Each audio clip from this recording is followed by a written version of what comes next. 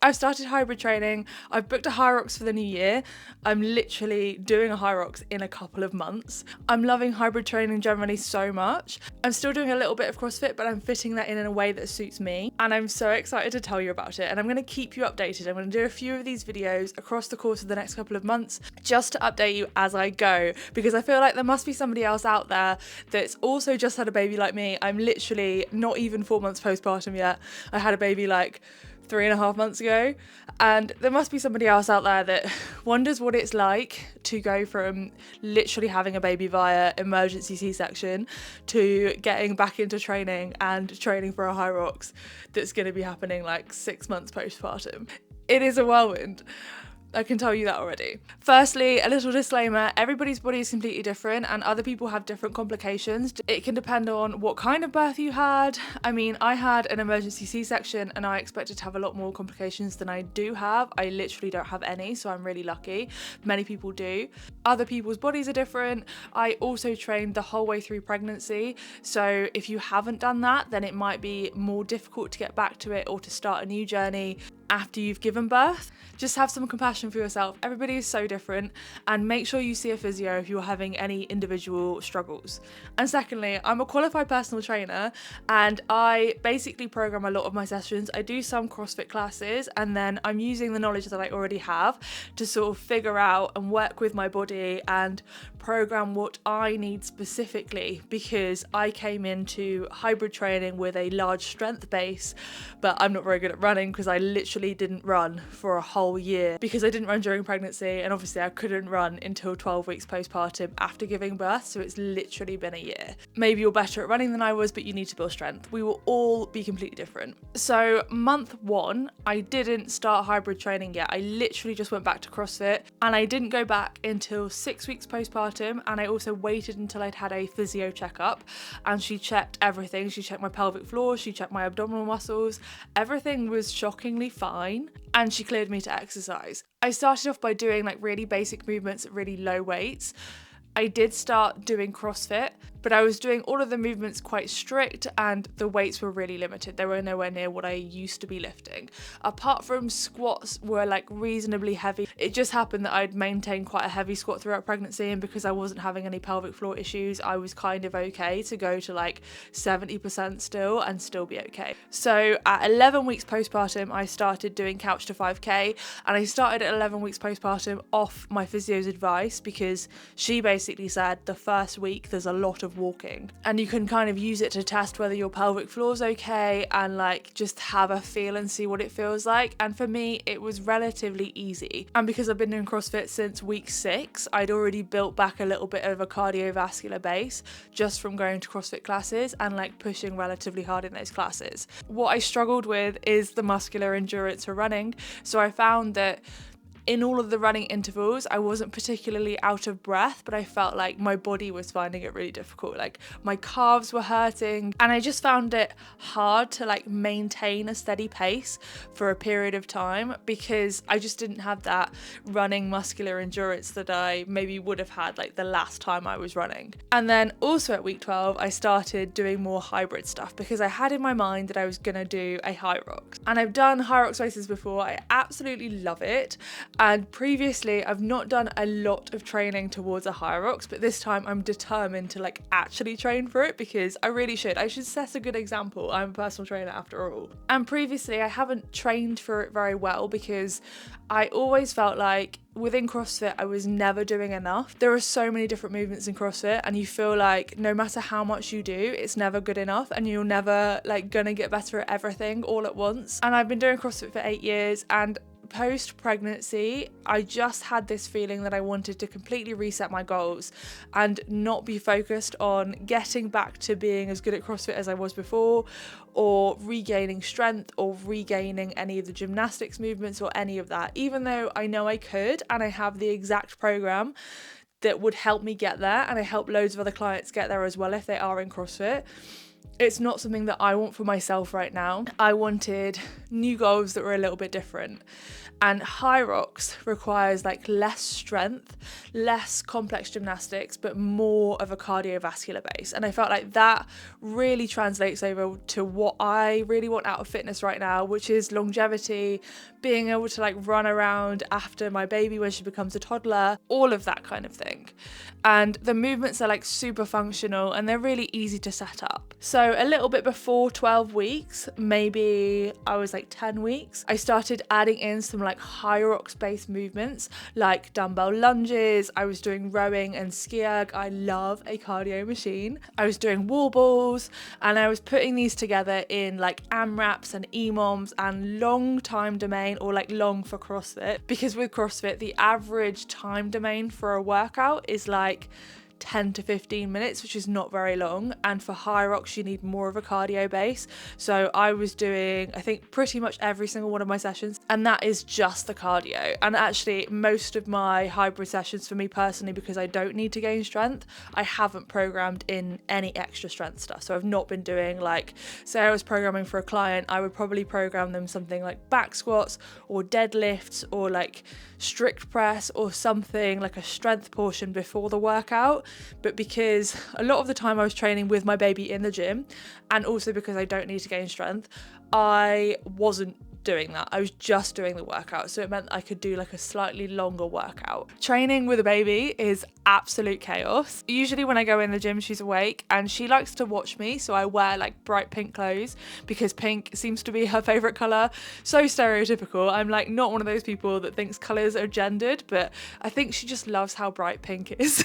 So she loves watching me when I'm wearing like a pink sports bra, so I always wear something pink or something bright so that she like has her eyes on me, because she likes to have her eyes on me the whole time. And from the first portion she'll like cry a little bit and I'll have to keep settling her, so I'll be able to like do like the majority of the row, and then kind of in the break between the movements I have to settle her a little bit, and then she just gets tired and falls asleep because her nap time is around the same time that I'm in the gym. I don't have one of those babies that just sleeps wherever you go. She is a very active baby and she loves to be like up and about. She was able to hold her head up from like day one, and like constantly she's like trying to move herself. She's only like 3.5 months old and she can pretty much sit up unsupported, which she's not supposed to be able to do yet, but she can. And even if I tried to stop her, she will literally try and pull herself up. It's complete madness. So my typical split was looking like Monday CrossFit, Tuesday either CrossFit or a Hyrox workout, Wednesday a Hyrox workout in the morning, and then a run in the evening, and then Thursday is a complete rest day. Friday I'll do a Hyrox style workout, and then on Saturday I run. So I'm still getting a little bit of CrossFit in there just for fun and like the community, and it's also like building my strength back a little bit. Monday tends to be something like front squats or cleans, so it's just keeping that leg strength so I can still push that sled when I go and do Hyrox. But as my focus is not CrossFit, I don't really need to massively worry about what else goes on in that session. I can just go to the CrossFit session and do it for fun. And then on Tuesday I'll make the decision depending on whether I think the Tuesday session works for kind of Hyrox training, or whether it's like too gymnastic-y focused or too focused on like CrossFit kind of stuff. And I'll decide either to train CrossFit or to do a Hyrox workout that I've designed myself, or to do a bit of both, to do a CrossFit workout and then add on some like extra cardio at the end of it, so I'm getting that like 30-minute time domain style workout that's not just like a load of pull-ups with a lot of resting or something that CrossFit might contain. I know a lot of people seem to think that CrossFit and Hyrox are the same thing, but they're not. They will sit within the same sort of sphere as functional training, but CrossFit requires much more skill and gymnastic ability, and Hyrox is not a CrossFit competition. It's like a hybrid functional training competition, and it's much lower skill. So they're two completely different things. You could probably train for a Hyrox by doing CrossFit, but it wouldn't be as specific and it would take a lot longer. One of the main things that I was worried about going into my hybrid training journey was the running. I actually used to sprint for the county when I was younger, and I've always been like a decent runner. Like I used to sprint, and I used to do like long distance. I used to do cross country. I was all right. Like long distance was not my favorite, but I could do it.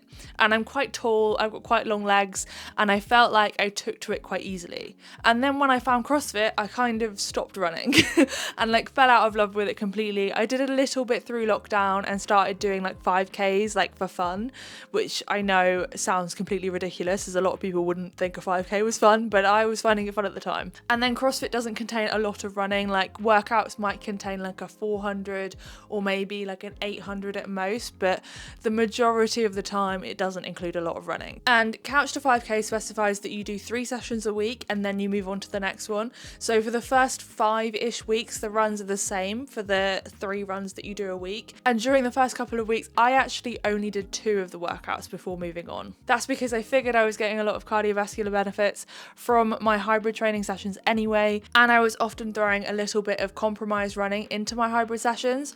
Compromise running is like when you run after doing something else, which is really important if you're going to do a Hyrox, because Hyrox has a run in between all of the movements. But now in the last couple of weeks, I've got up to week 5 and the runs are different every single day. So I've decided, instead of doing 2 and then skipping to the next week, because they've got harder as well, I'm going to do all 3. So week 5 isn't necessarily going to be on week 5 that I started running. Week 5 will take me like 1.5 weeks to complete. And this week I've got my first 20-minute run in one go, which is exciting and also scary. I think at the moment the most time I've accumulated in a run has been 16 minutes, and that was in 2 chunks of 8 minutes. Couch to 5K works in intervals, and that went okay, and I'm still just having the same problem where I feel like I'm never really massively out of breath. I never feel like I'm pushing to the limits of my cardiovascular capability because I'm held back by my muscular endurance, which I didn't expect. Being a strong athlete as I am, I expected I would have like great muscular endurance, but it turns out my legs actually can't go any faster than they're going, which is fine. I'm sure that will build up with time, and maybe in my running sessions I'm running at somebody else's like ultra marathon pace, but that is completely fine by me. I am not going to rush this. I'm not going to push myself harder than I need to push myself. I'm just going at my own pace. And if you don't know about my background, I have struggled with eating disorders in the past, and I struggle with like punishing myself with training and pushing myself too hard. I was like competitive within CrossFit for several years, and I've been like at lots of different levels, and I've definitely had an unhealthy relationship with exercise during lots of different parts of my life. So right now my goals are training for this Hyrox, but also mostly like health, just like wellness and mental health and just general overall well-being. I can't focus on body weight, and I'm anti-diet culture, and I really don't care about my body weight or getting back my like pre-baby body or anything like that. I think that stuff is very toxic for new mums, and it's not something I'm keen on. Nutrition wise, I just make sure I have a healthy balanced diet, and I try and add in all of the things that are just generally good for my body, and I focus on nourishment and nourishing myself. And then with my training, I look at the kind of health markers that we can test. So my blood pressure is great. I actually have a low blood pressure a lot of the time, and I struggled with low blood pressure through pregnancy, so that's good. I'm happy with that. One of the health markers that was like slightly out of the range that I wanted it to be was my resting heart rate, and I know that through pregnancy resting heart rate does go up, especially during the 3rd trimester, and that is completely normal. The highest mine got to is 70 beats per minute, which is still well in the healthy range, but I'm a person that is used to having a heart rate of around 50 beats per minute, so it was something that I wanted to change. And over the first like month or so, I saw it dropping quite rapidly, which made me really happy, and it got into the range of the 60s quite quickly. And then this week I'm now in the range of the 50s. I think yesterday my heart rate was 52 beats per minute, which I'm really proud of. Like, that's back to my pre-pregnancy like heart rate. I feel like that is a real good sign of health and cardiovascular fitness, and I feel like the running and adding in more of the longer duration cardio has really helped with that. And I think it's also a good sign that this kind of hybrid style of training that I'm doing now really meets those health goals that I have. One of the most shocking things from my journey so far is my strength doesn't seem to have gone anywhere, and today I literally front squatted 108 kilos. Hang on, I'm gonna look that up for the Americans.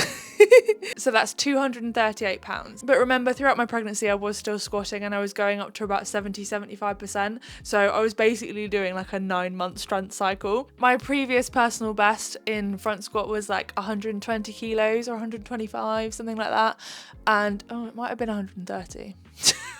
I literally don't remember. In my head, I'm like resetting all my PBs anyway. So like 108 for 2 reps is pretty good, especially like not even 4 months postpartum. And my deadlifts still seem pretty heavy. Like I literally can't believe how much strength I maintained. And I also attempted race weights for Hyrox in one of my hybrid training sessions the other week, and it was fine.